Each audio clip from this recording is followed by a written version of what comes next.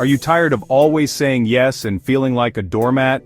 Do you find yourself constantly putting other people's needs before your own, even when it leaves you feeling drained and resentful? Let me tell you something, folks. That's a recipe for misery. You deserve to be treated with respect, and that starts with respecting yourself. Today, we're going to show you how to stop being a pushover with these 5 essential tips. We're going to dive deep, get real, and empower you to take control of your life. You know, folks, life is a lot like a beach. You got your space and everyone else has theirs. But what happens when the tide starts coming in and people start encroaching on your sandcastle? You gotta draw a line. Setting boundaries is about defining what you're willing to tolerate and what you absolutely won't. It's about having the courage to say, this is where my sandcastle ends and yours begins. Now, setting boundaries isn't about being selfish, and it's not about controlling others. It's about self-respect. It's about recognizing your own worth and making sure others do too. So how do you do it? Start by identifying the situations or behaviors that make you feel uncomfortable or disrespected.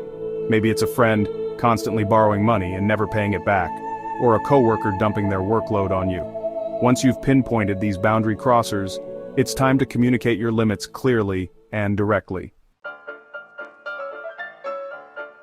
No, it's a small word, but let me tell you, it holds incredible power. Many of us are so conditioned to please others that saying no feels like betraying someone or risking rejection. But let me tell you, saying no is not selfish, it's self-preservation. Think of it this way. Every time you say yes when you really want to say no, you're essentially saying yes to their needs and no to your own. You're putting their priorities ahead of your own well-being. Now, I'm not saying you should start saying no to everything, but I am saying you need to start being more discerning about where you invest your time, energy, and emotions.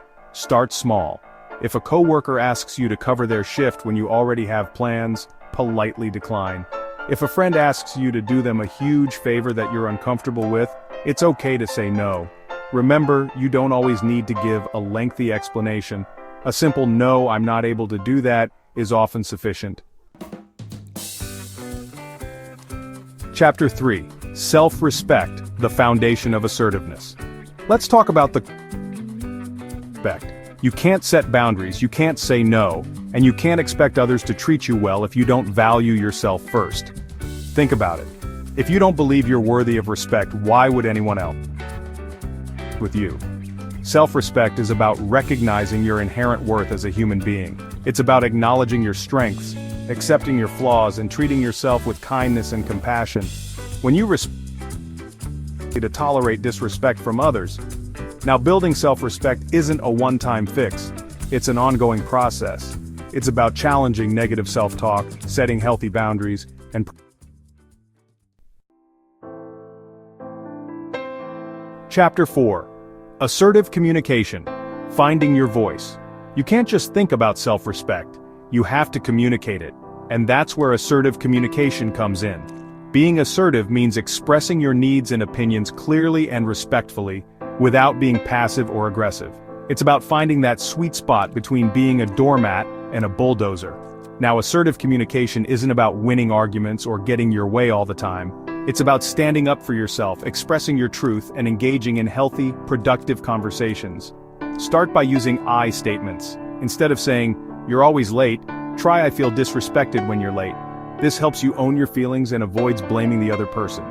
Maintain direct eye contact and use a calm and steady tone of voice. This shows that you're serious and confident in what you're saying. Chapter 5. Seeking support. You don't have to do this alone. Listen, folks, changing your behavior and standing up for yourself isn't always easy. It takes courage, practice, and sometimes a little help. And that's okay. Seeking support from others is a sign of strength, not weakness. Talk to a trusted friend or family member, join a support group, or consider seeking professional guidance from a therapist or counselor. These people can provide a listening ear, offer valuable insights, and help you navigate the challenges of becoming more assertive. Remember, you don't have to go through this alone. There are people who care about you and want to see you succeed. Don't be afraid to reach out and ask for help when you need it. Outro. You deserve respect. Remember, standing up for yourself is not about being rude. It's about valuing your own needs and well-being. It's about having the courage to say no when you need to, and setting healthy boundaries in your relationships. If you found these tips helpful, please like and subscribe to our channel for more empowering content. And remember, you are worthy of respect. Now go out there and start demanding it.